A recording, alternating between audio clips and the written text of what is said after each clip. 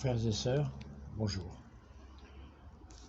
Je voudrais avoir une petite pensée biblique aujourd'hui pour ceux qui se sentent abandonnés par Dieu.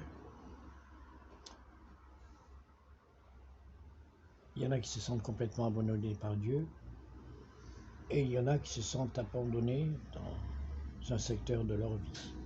Par exemple le travail, ou la finance, ou les sentiments. La plupart du temps, ce sont les sentiments où on se sent abandonné par une femme, pour un homme, ou abandonné par un homme pour une femme. Quand on se sent abandonné en amour, souvent on se sent abandonné par tout le reste et même par Dieu. C'est un sujet important car je voulais vous parler du psaume 15, du psaume 13, justement qui parle de cela. C'est une prière de David. Alors il y en a qui disent mais Dieu t'abandonne jamais. Et toi tu continues à être triste, à te sentir abandonné.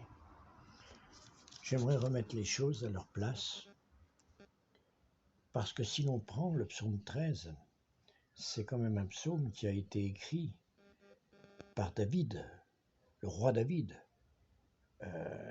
du répertoire du chef de chorale, donc un psaume qui appartient au recueil de David. Et on va le voir ensemble. Rien que prendre la première phrase. Je lis la parole du Seigneur, il est écrit « Seigneur, jusqu'à quand persisteras-tu à m'oublier ?» Je répète, c'est dans le psaume, c'est le début du psaume qui dit « Seigneur, jusqu'à quand persisteras-tu à m'oublier ?» Donc on voit là que même David s'est senti à un moment donné dans sa vie oublié par Dieu. Il s'est senti oublié par Dieu. Il disait « Dieu, pourquoi m'as-tu oublié ?» Donc, ce n'est pas une honte. Ne vous sentez pas coupable si vous avez l'impression, si vous avez l'impression que Dieu vous a oublié. Vous n'êtes pas coupable du tout. Le roi David, descendant de notre Seigneur Jésus-Christ, l'a vécu. Et le roi David est un très grand personnage. Alors vous avez le droit de vous sentir abandonné par Dieu. Alors, n'écoutez pas certains frères et sœurs qui vous disent « mais Dieu n'abandonne pas, Dieu n'abandonne pas » ou qui te disent « Dieu te teste, Dieu te teste ». Regardez la Bible. David l'a senti aussi. Et voici ce qu'il dit. Je lis le psaume 13. Et surtout, lorsque vous vous sentez abandonné dans vos prières, priez avec le psaume 13. Non pas comme si c'était David qui parlait, mais comme si c'était vous qui parliez. Car c'est une prière offerte par Dieu, qu'il a instruit par David. Il a dit « Seigneur, jusqu'à quand persisteras-tu à m'oublier ?» Puis il rajoute « Jusqu'à quand refuseras-tu de me voir ? Jusqu'à quand devrais-je me faire du souci et me ronger de chagrin tout le jour ?» Vous voyez, vous avez des problèmes sentimentaux, elle vous a quitté, vous avez l'impression qu'elle vous a abandonné comme une vieille chaussette. Vous avez du chagrin, toute la journée vous pensez à elle, vous pensez tout le jour et des jours et des jours. Ce psaume est fait pour vous. Jusqu'à quand devrais-je me faire du souci à me ronger de chagrin tout le jour ? David continue en disant « Jusqu'à quand mon ennemi aura-t-il l'avantage ?» Quand on parle ennemi, c'est tout ennemi. L'esprit de critique, l'esprit de séparation. Peut-être qu'elle t'en veut pour une chose ou une autre, ou je ne sais pas quoi, ton patron te critique ou quoi que ce soit.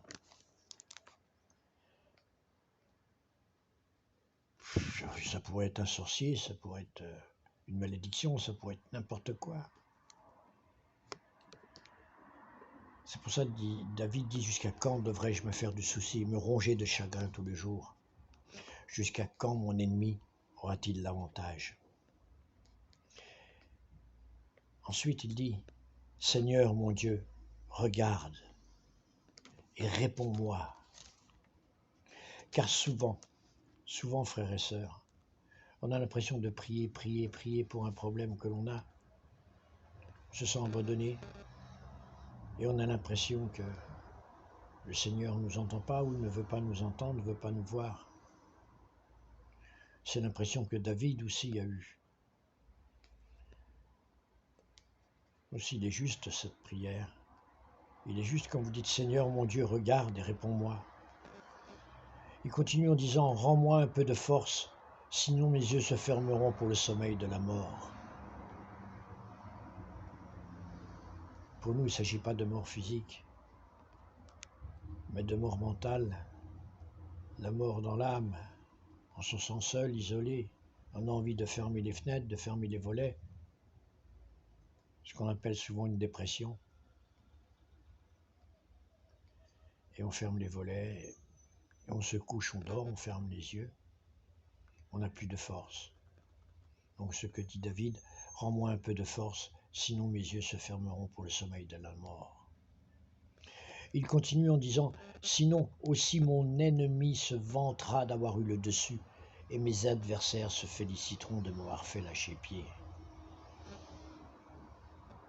Si insiste après la personne ou après qui que ce soit, on peut te dire, écoute, le malheur des uns, le bonheur des uns fait le malheur des autres. Et en fait, par exemple dans le domaine sentimental, celui ou celle qui t'a quitté, lui il est heureux. Lui il est heureux. Il ne pense même pas à toi, ou il pense il a un Dieu qui fasse ce qu'il veut, etc., etc. Bref, il risque de se vanter, de t'avoir abandonné, en disant, oh, il était nul, il était ça, on n'a pas les mêmes valeurs et tout ça. C'est pour ça que David là dit, sinon aussi mon ennemi se vantera d'avoir eu le dessus, et mes adversaires se féliciteront de m'avoir fait lâcher pied. David continue dans ce psaume en disant, moi, j'ai compté sur ta bonté, je veux me féliciter de ton secours. Seigneur, je veux chanter en ton honneur pour tout ce que tu as fait en ma faveur. Et ça aussi, c'est pas une honte.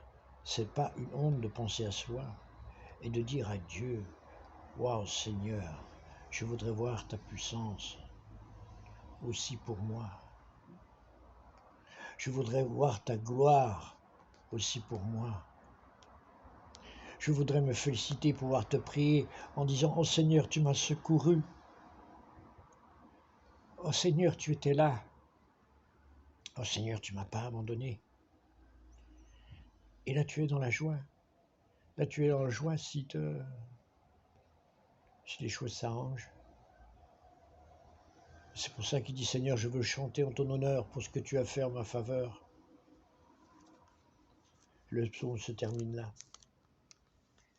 Donc vous voyez, c'est un psaume qui correspond exactement à la situation d'abandon que vous vivez, qu'il soit sentimental, financier, professionnel ou autre. Maladie, due à maladie, qui ne guérit pas, qui empire, etc. Donc permettez-moi de vous conseiller ce psaume 13, même à l'apprendre par cœur.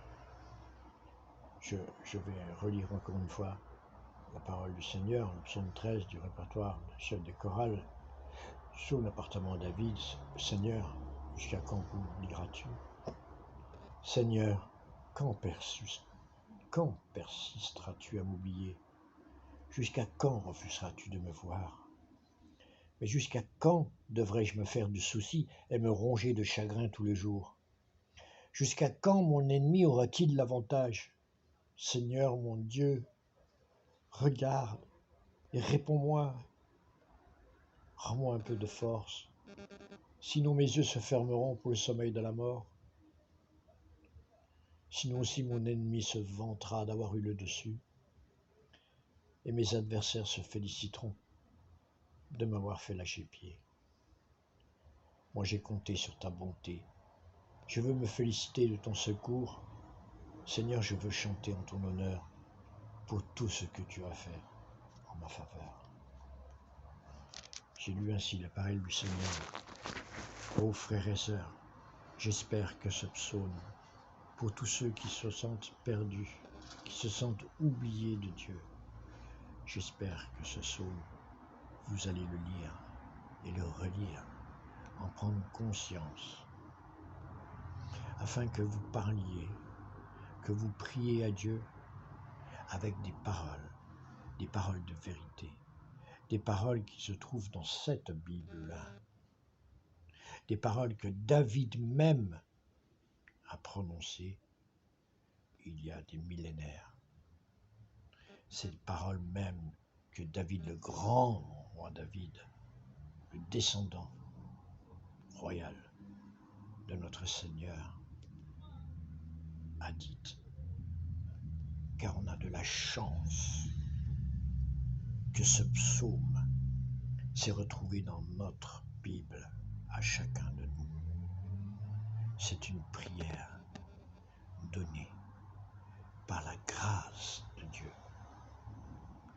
Utilisez-la. Utilisez-la. Et si vous avez pour mission, par exemple, de vous occuper des cœurs brisés ou des personnes qui ont des problèmes, qui se sentent abandonnées, n'hésitez pas à leur offrir ce psaume et même à prier pour eux avec ce psaume et qu'ils prient aussi. Frères et sœurs, c'était ma pensée biblique d'aujourd'hui. Je pense qu'elle est importante. Car comme dit la Bible, le Seigneur Jésus est venu pour les cœurs brisés, mais pour ceux aussi qui ont des problèmes. Et il nous offre, à travers le psaume 13, cette prière qu'il écoutera, c'est sûr. Frères et sœurs, je vous souhaite vraiment le bon moment avec notre Seigneur et que le règne de Dieu soit sur vous, soit dans tous les secteurs de votre vie. Amen.